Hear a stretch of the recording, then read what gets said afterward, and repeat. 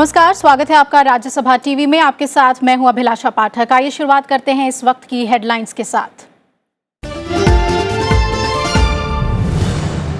JP Nadda होंगे BJP के कार्यकारी अध्यक्ष। बीजेपी संसदीय बोर्ड की बैठक में फैसला। लोकसभा चुनावों में यूपी के प्रभारी रह चुके हैं जेपी नड्डा।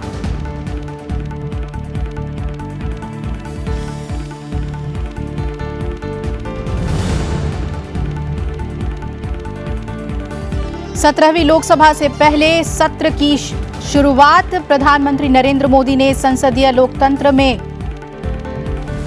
सक्रिय विपक्ष की भूमिका को बताया महत्वपूर्ण। कहा, जन कल्याण को प्राथमिकता देते हुए सदन की गरिमा को ऊपर उठाने का करें प्रयास। जनहित से जुड़े मुद्दों पर निष्पक्ष भाव से काम करने की अपील।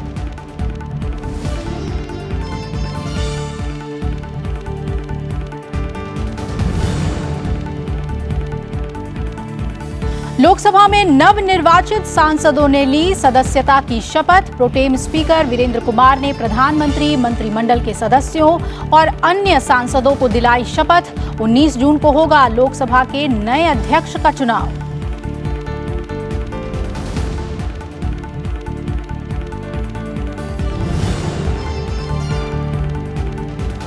पश्चिम बंगाल में एक हफ्ते से जारी डॉक्टरों की हड़ताल होगी खत्म। मुलाकात के दौरान मुख्यमंत्री ममता बनर्जी ने मानी नाराज डॉक्टरों की मांग। आज हड़ताल की वजह से कई राज्यों में पड़ा स्वास्थ्य सेवाओं पर असर। डॉक्टरों की सुरक्षा से जुड़ी याचिका पर सुप्रीम कोर्ट में कल होगी सुनवाई।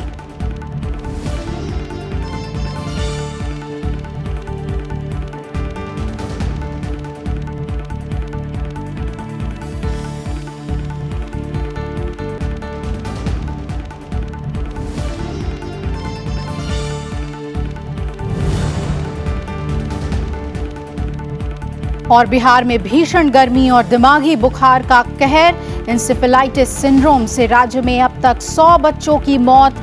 गर्मी और लू के चलते गई 76 लोगों की जान। राज्य के सभी सरकारी और सरकारी सहायता प्राप्त स्कूलों को 22 जून तक बंद करने का आदेश।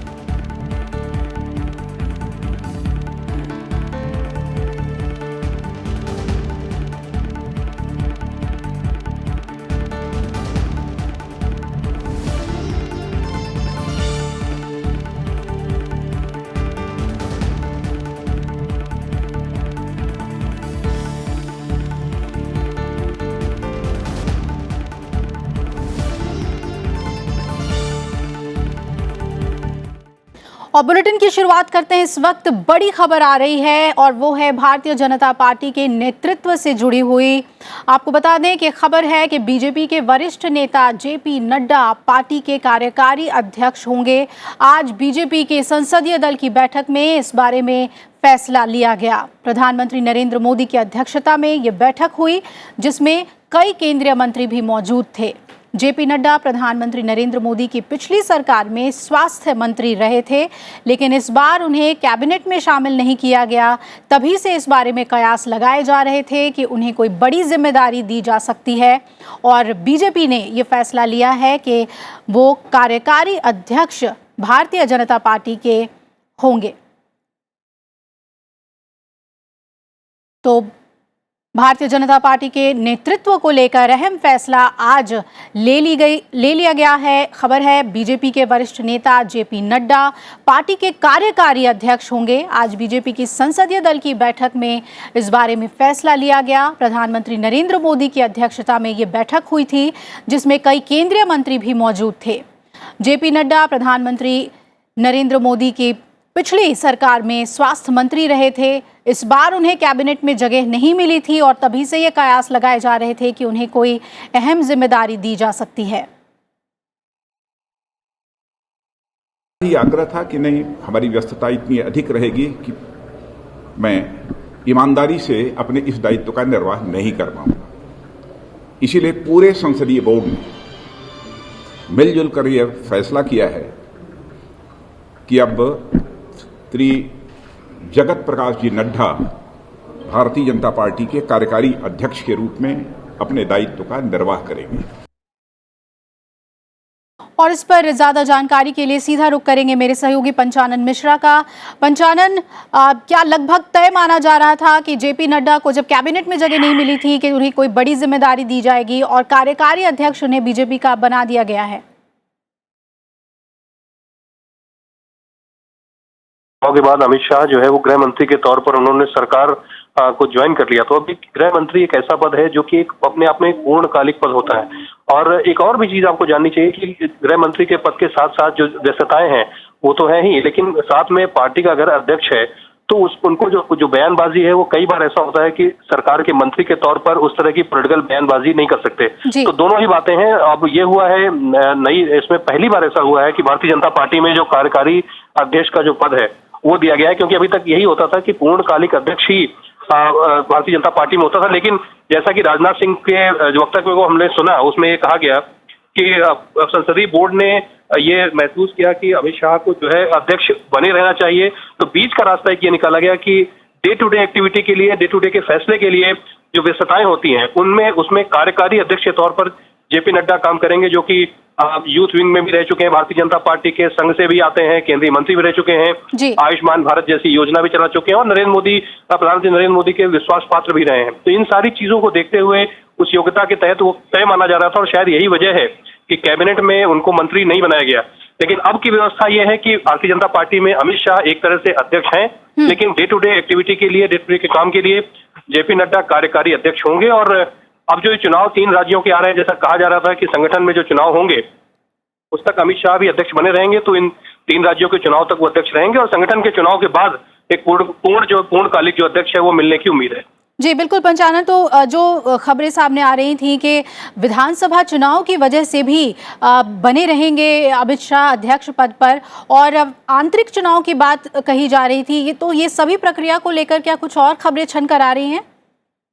बिल्कुल, देखिए अभी तक यही खबरें थी कि जो 3 राज्य हैं, महाराष्ट्र हो गया, झारखंड हो गया, हरियाणा हो गया, जहां पर चुनाव होने हैं, तो संसदीय बोर्ड ने इस बात को महसूस किया कि अमित शाह की अध्यक्षता में जो ये लोकसभा के चुनाव में अच्छी जीत मिली, उसके पहले विधानसभा के चुनाव में भी बहुत बढ़िया पार्टी को जीत हासिल हुई और पार्टी का जनाधार बहुत बड़े तरीके से बढ़ा। तो बिल्कुल एकदम से पार्टी को छोड़ देना या अध्यक्ष पद का छोड़ देना वो कहीं ना कहीं असहज लग रहा था। तो यही वजह है कि जैसा मैंने आपको बताया कि बीच का रास्ता निकालने के तौर पर यहाँ पर एक कार्यकारी अध्यक्ष का जो प्रस्ताव है वो किया गया संसदीय बोर्ड ने और उसको पारित भी किया गया सर्वसम्मति से।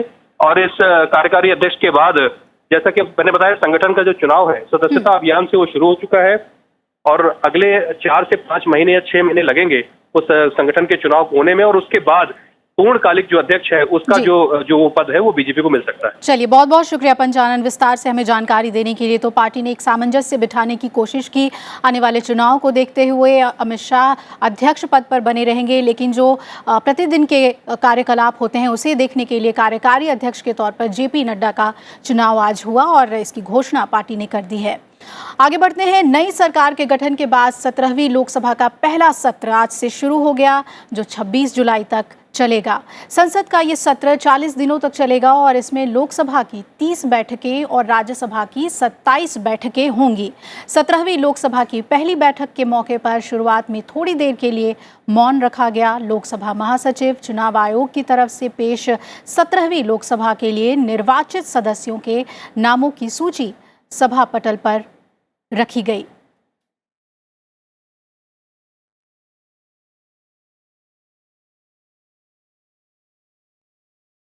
संसद के बजट सत्र से पहले मीडिया से रूबरू होते हुए प्रधानमंत्री नरेंद्र मोदी ने पक्ष विपक्ष सभी को साथ लेकर चलने पर जोर दिया।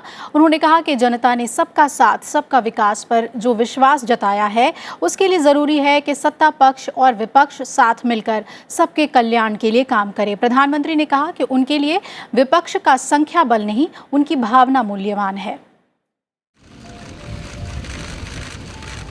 संसद के बजट सत्र से पहले प्रधानमंत्री नरेंद्र मोदी ने सबको साथ लेकर चलने का संकल्प जताया। उन्होंने कहा कि 17वीं लोकसभा का चुनाव कई विशेषताओं से भरा रहा है। पार्लियामेंट इलेक्शन का सबसे ज्यादा मतदान, सबसे ज्यादा महिला प्रतिनिधियों का चुनना, पहले की तुलना में बहुत अधिक मात्रा में महिला मतदाताओं का मतदान करना, अनेक विशेषताओं से भरा हुआ ये चुनाव रहा कई दशकों के बाद एक सरकार को दोबारा पूर्ण बहुमत के साथ और पहले से अधिक सीटों के साथ जनता जनार्दन ने सेवा करने का अवसर दिया है। सबसे ज्यादा प्रधानमंत्री ने कहा कि इस सत्र के साथ नई आशाएं और सपने जुड़े हैं। देश की जनता ने सबका साथ, सबका विकास पर विश्वास जताया है। वो विपक्ष के साथ मिलकर सबके कल्याण के लिए काम करेंगे। मैं आशा करता हूं कि सभी दल बहुत ही उत्तम प्रकार की चर्चा, जनहित के फैसले, उन जन आकांक्षाओं को पूर्ति की दिशा में हम आगे बढ़ रहे हैं, उसका विश्वास, सामान्य मानवी की आशा आकांक्षाओं को, सपनों को पूरा करने के लिए संकल्प लेकर के हम जरूर आगे बढ़ने का प्रयास करेंगे। प्रधानमंत्री ने कहा कि प्रतिपक्ष नंबर की चिंता छोड़ दे, उनके लिए विपक्ष की भावना मूल्यवान है और संसद में सभी निष्पक्ष होकर काम करें। एमपी के रूप में बैठते हैं तब पक्ष विपक्ष से ज्यादा निष्पक्ष का स्पिरिट बहुत महत्व रखता है और मुझे विश्वास है कि पक्ष और विपक्ष के दायरे में बंटने के बजाय निष्पक्ष भाव से जन कल्याण को प्राथमिकता देते हुए हम आने वाले 5 साल के लिए इस सदन की गरिमा को ऊपर उठाने में प्रयास करेंगे। मुझे विश्वास है कि पहले की तुलना में अधिक परिणामकारी हमारे सदन रहेंगे। प्रधानमंत्री ने सभी नए सांसदों का स्वागत किया। उन्होंने कहा कि 17वीं लोकसभा में नई ऊर्जा, नए विश्वास, नए संकल्प, नए सपनों के साथ मिलकर आगे चलें। Bureau report, Rajya Sabha TV. 17वीं लोकसभा की कार्यवाही शुरू होने से पहले बीजेपी सांसद वीरेंद्र कुमार को राष्ट्रपति रामनाथ कोविंद ने राष्ट्रपति भवन में प्रोटेम स्पीकर पद की शपथ दिलाई। इस दौरान उपराष्ट्रपति एम वेंकैया नायडू, प्रधानमंत्री नरेंद्र मोदी समेत कई केंद्रीय मंत्री मौजूद रहे। प्रोटेम स्पीकर वीरेंद्र कुमार नए अध्यक्ष के चुनाव तक सदन की कार्यवाही को सुचारू रूप से संचालित करने की जिम्मेदारी निभाएंगे।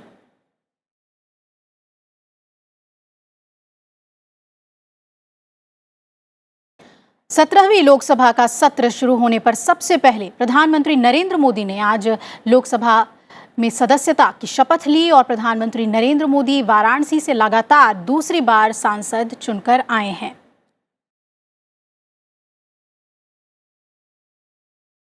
मैं नरेंद्र दामोदर दास मोदी जो लोकसभा का सदस्य निर्वाचित हुआ हूं, ईश्वर की शपथ लेता हूं कि मैं विधि द्वारा स्थापित भारत के संविधान के प्रति सच्ची श्रद्धा और निष्ठा रखूंगा। मैं भारत की प्रभुता और अखंडता अक्षुण्ण रखूंगा तथा जिस पद को मैं ग्रहण करने वाला हूं उसके कर्तव्यों का श्रद्धापूर्वक निर्वहन करूंगा। प्रधानमंत्री नरेंद्र मोदी के बाद पैनल ऑफ प्रिजाइडिंग ऑफिसर्स के सुरेश, ब्रजभूषण शरण सिंह और भर्तृहरि महताब ने सदस्य के तौर पर शपथ ली।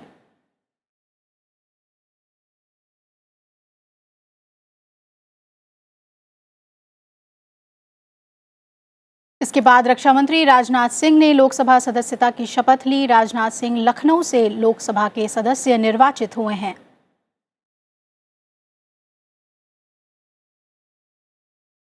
केंद्रीय गृह मंत्री अमित शाह ने लोकसभा सदस्यता की शपथ ली। वो गांधीनगर सीट से लोकसभा सदस्य निर्वाचित हुए हैं।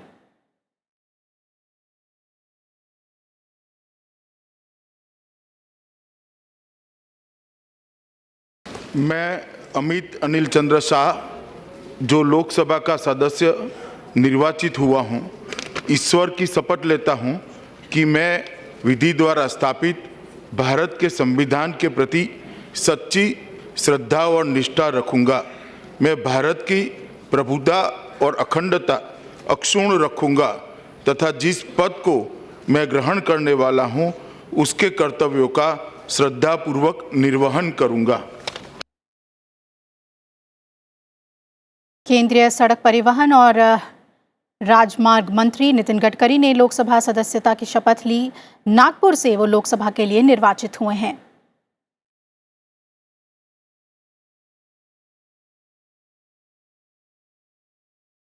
और इसके अलावा केंद्रीय रसायन और उर्वरक मंत्री डीवी सदानंद गौड़ा ने कन्नड़ भाषा में लोकसभा सदस्यता की शपथ ली।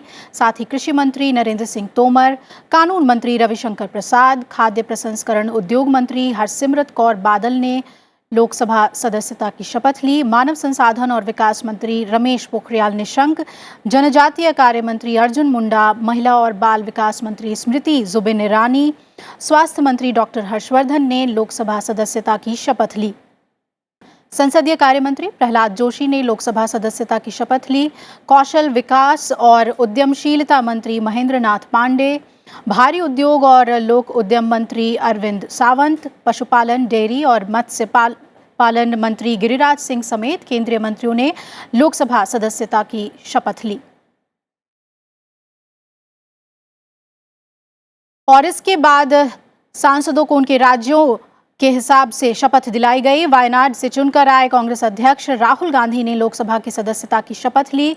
आज केंद्रीय मंत्रियों के अलावा 23 राज्यों और केंद्र शासित प्रदेश के सांसदों को शपथ दिलाई गई। बाकी सांसदों को कल शपथ दिलाई जाएगी।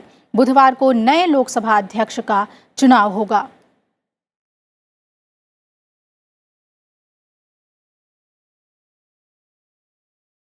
और अब रुख कर लेते हैं पश्चिम बंगाल का। पश्चिम बंगाल में पिछले एक हफ्ते से जारी डॉक्टरों की हड़ताल खत्म करने पर सहमति बन गई है। मुख्यमंत्री ममता बनर्जी और मेडिकल कॉलेज के प्रतिनिधियों के बीच बातचीत के बाद ये फैसला लिया गया। डॉक्टर के साथ बातचीत के बाद वो संतुष्ट दिखे और इसके बाद उन्होंने हड़ताल वापस लेने का ऐलान किया। ममता बनर्जी ने सरकारी अस्पतालों में शिकायत निवारण सेल बनाने की सरकारी डॉक्टरों की मांग मान ली है। यही नहीं, मुख्यमंत्री ने हर तरीके से डॉक्टरों को आश्वासन दिया, जिसके बाद डॉक्टर्स तैयार हो गए वापस लेने के लिए स्ट्राइक।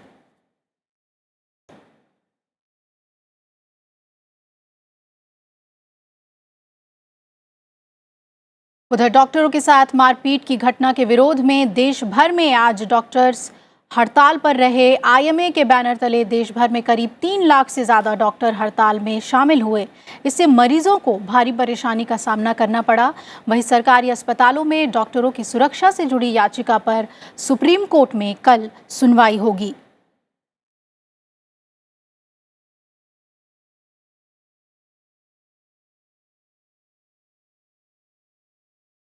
और बात करते हैं बिहार की। बिहार में एक तरफ भीषण गर्मी के कहर से लोगों की लगातार मौत हो रही है, तो वहीं दूसरी तरफ इंसेफेलाइटिस सिंड्रोम यानी दिमागी बुखार बच्चों के लिए जानलेवा बना हुआ है। बिहार में दिमागी बुखार से मरने वाले बच्चों की तादाद तकरीबन 100 हो चुकी है और जो अन्य बच्चे दिमागी बुखार से पीड़ित हैं, उन्हें बेहतर चिकित्सा सुविधा उपलब्ध कराने के लिए कई उपाय इसके लिए किए जा रहे हैं। मुजफ्फरपुर में एसके मेडिकल कॉलेज अस्पताल में 17 बिस्तर वाला विशेष आईसीयू स्थापित किया गया है। केंद्रीय स्वास्थ्य मंत्री डॉक्टर हर्षवर्धन ने इस अस्पताल में चिकित्सा व्यवस्था का जायजा लेने के बाद विशेष आईसीयू तैयार करने का आदेश दिया था। जिले में जिन 4 ब्लॉकों में दिमागी बुखार का सबसे ज़्यादा असर देखा जा रहा है, वहाँ डॉक्टरों की टीम स्थिति पर नज़र बनाए हुए है।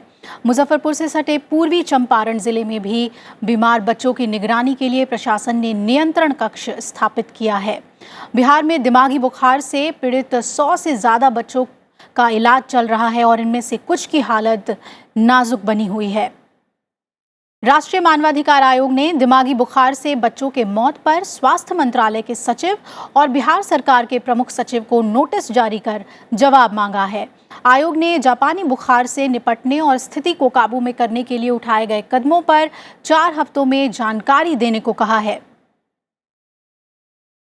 दूसरी तरफ गर्मी से लोगों का जीना मुहाल हुआ है। भीषण गर्मी के चलते बिहार में 76 लोगों की जान जा चुकी है। गर्मी और लू के चलते बिहार शिक्षा विभाग ने राज्य के सभी सरकारी और सरकारी सहायता प्राप्त स्कूलों को 22 जून तक बंद करने का फैसला किया है। इस बारे में प्रदेश के सभी जिलाधिकारियों को निर्देश भी जारी किए गए हैं ताकि बच्चों को गर्मी और लू के प्रकोप से बचाया जा सके।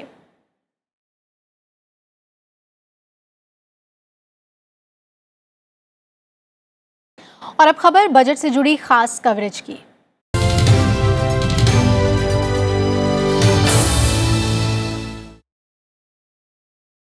वित्त मंत्री निर्मला सीतारमण ने भरोसा दिया है कि कृषि क्षेत्र के मुद्दे, रोजगार सृजन और गरीबी उन्मूलन सरकार के एजेंडे में सबसे ऊपर है। करीब 2 हफ्ते बाद 5 जुलाई को नरेंद्र मोदी सरकार के दूसरे कार्यकाल का पहला बजट पेश किया जाएगा। कृषि विशेषज्ञों को उम्मीद है कि किसानों की आय दोगुना करने के लक्ष्य को हासिल करने के लिए सरकार खाद्य प्रसंस्करण को बढ़ावा देने और सूक्ष्म सिंचाई परियोजनाओं को फोकस कर सकती है। केंद्र सरकार कृषि क्षेत्र पर विशेष ध्यान दे रही है। इसके चलते पिछले 5 साल में कृषि के लिए बजट दुगना हो गया है। साल 2018-19 में इस क्षेत्र के लिए 57,600 करोड़ रुपए का आवंटन किया गया था। 2022 तक किसानों की आय दुगना करने के सरकार के लक्ष्य को देखते हुए आम बजट किसान केंद्रित होने की उम्मीद है। खेती किसानी की कई मुश्किलों में सिंचाई बड़ी समस्या है। मॉनसून की कमी और पानी के ज्यादा इस्तेमाल का नतीजा है कि देश के 91 प्रमुख जलाशयों के कुल भंडारण क्षमता का मात्र 21% हिस्सा बचा है। कृषि क्षेत्र में 80% ताजे पानी की खपत है। इसलिए विशेषज्ञ बढ़ते जल संकट से निपटने के लिए सूक्ष्म सिंचाई को बढ़ावा देने की मांग कर रहे हैं।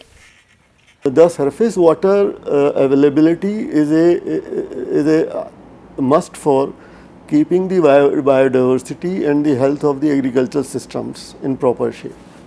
So that is, I think, one of the biggest issue.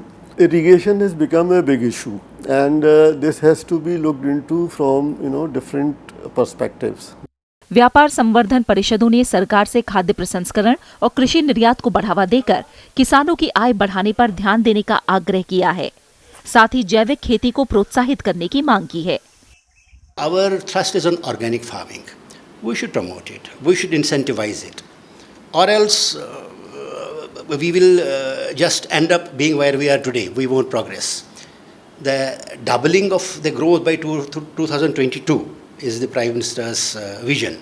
I believe that is possible only if we promote contract farming, we promote incentives on organic foods. And of course, MOPI has done a lot by incentivizing up to 75% of the investments in food parks. सरकार ने पहले ही सभी 14.5 करोड़ किसानों को प्रधानमंत्री किसान योजना के तहत 6,000 रुपए सालाना की मदद देने के निर्णय को लागू कर दिया है। कृषि क्षेत्र की देश के सकल घरेलू उत्पाद में हिस्सेदारी महज 18% है, लेकिन देश की आधी आबादी यानी 60 करोड़ लोग इसमें लगे हुए हैं। देश की करीब 69% यानी 83 करोड़ से ज्यादा आबादी ग्रामीण इलाकों में रहती है। ऐसे में आगामी बजट में सरकार की ओर से कृषि क्षेत्र को विशेष तरजीह देने की उम्मीद है। कृति मिश्रा, राज्यसभा टीवी।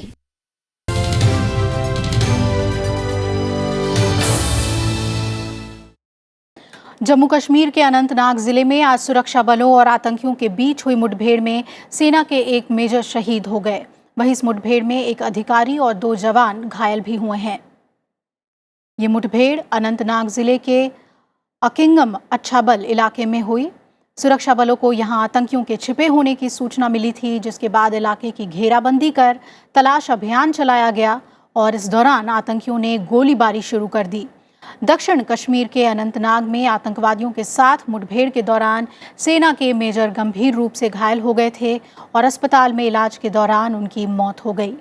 वहीं घायल जवानों का इलाज के लिए सेना के अस्पताल में उन्हें भर्ती कराया गया है। गोलीबारी के दौरान आतंकी मुठभेड़ स्थल से फरार हो गए, जिनकी धरपकड़ के लिए सेना का अभियान जारी है।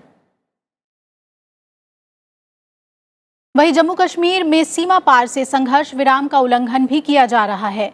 पुंछ जिले के नियंत्रण रेखा के पास पाकिस्तान की ओर से गोलीबारी की जा रही है। आज पाकिस्तानी सेना की ओर से किए गए संघर्ष विराम उल्लंघन के चलते पुंछ जिले में नियंत्रण रेखा के पास सेना का एक जवान और 3 आम नागरिक घायल हो गए। घायलों में 11 साल की एक बच्ची भी शामिल है। इससे पहले रविवार को भी सीमा पार से भारत पाक सीमा पर मौजूद भारतीय सेना की अग्रिम चौकियों को निशाना बनाया गया। पाकिस्तानी सेना ने पहले छोटे हथियारों से गोलीबारी की, बाद में मोर्टार भी दागे। भारतीय सेना की तरफ से पाकिस्तानी गोलीबारी का मुंह तोड़ जवाब दिया जा रहा है।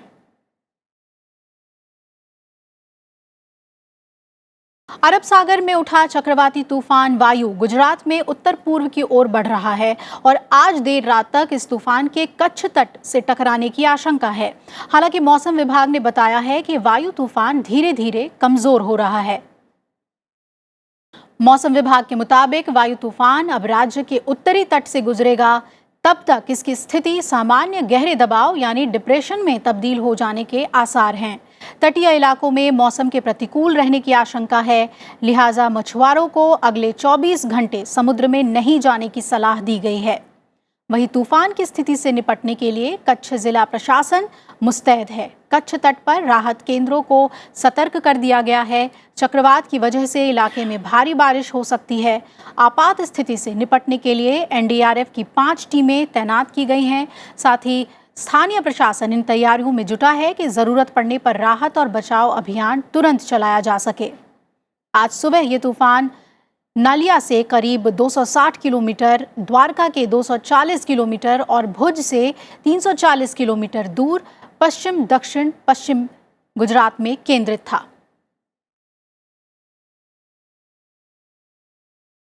पर्यावरण की चुनौतियों का समाधान विश्व समुदाय की मजबूत भागीदारी से संभव है। केंद्रीय पर्यावरण मंत्री ने आज विश्व मरुस्थलीकरण रोकथाम दिवस के मौके पर ये बात कही। दिल्ली के विज्ञान भवन में आयोजित एक कार्यक्रम को संबोधित करते हुए केंद्रीय पर्यावरण मंत्री प्रकाश जावड़ेकर ने कहा कि विश्व मरुस्थल और सूखा निरोधक दिवस लोगों को ये याद दिलाने का महत्वपूर्ण अवसर है कि इन समस्याओं से प्रभावी ढंग से निपटा जा सकता है। उन्होंने कहा कि अगर वैश्विक मंच पर मजबूत भागीदारी निभाई जाए, पर्यावरण की समस्याओं का समाधान मुमकिन है। उन्होंने ये भी कहा कि मिट्टी को उर्वर बनाए रखकर भूमि की पूरी क्षमता का उपयोग किया जा सकता है। जमीन जो उपजाऊ थी अब उपजाऊ नहीं रहती है। हवा से धूल आती है, बहुत ज्यादा पानी दिया जाता है,